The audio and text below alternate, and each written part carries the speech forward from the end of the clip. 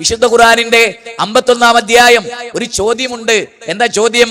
അല്ല വഫീ അൻഫുസികും അഫലാ തുബ്സിറൂൻ, അത്ഭുതങ്ങളുടെ കലവറയാ നിങ്ങളുടെ ശരീരം.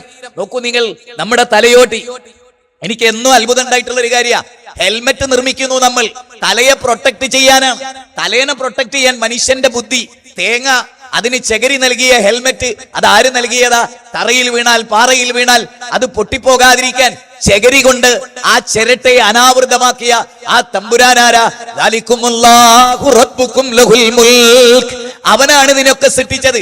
യൂലിജുൽ ലൈല ഫിൻ നഹാർ വയൂലിജുൻ നഹാറ ഫിൽ ലൈൽ വശഖറ ശംസ വൽ ഖമറ കുല്ലും യജ്രി ലിഅജലിൻ മുസമ്മാ ദാലികുമുല്ലാഹു റബ്ബുക്കും വല്ലദീന തദ്ഊന മിൻ ദൂനില്ലാഹ് മാ യംലികൂന മിൻ ഖിത്മീർ.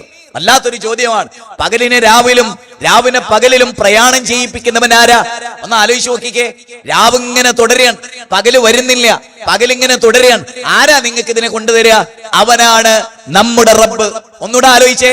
നമ്മുടെ കിഡ്നി 130 ഗ്രാം ഭാരമുള്ള നമ്മുടെ കിഡ്നി 1000 കൊല്ലം അരിക്കാനുള്ള അരിപ്പ നമ്മുടെ കിഡ്നിക്ക് നൽകി.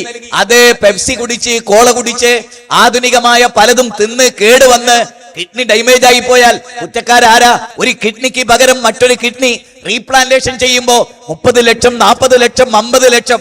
ഒരു നോക്കൂ, വളരെ ചുരുങ്ങിയ വലുപ്പത്തിലുള്ള ഒരു ചെറിയ കിഡ്നിക്ക് 40-50 ലക്ഷം. അപ്പൊ നമ്മുടെ ശരീരത്തിന്റെ കണ്ണും നമ്മുടെ ഹൃദയവും നമ്മുടെ ലിവറും നമ്മുടെ അവയവങ്ങളും അല്ലാഹ് തന്നതാ.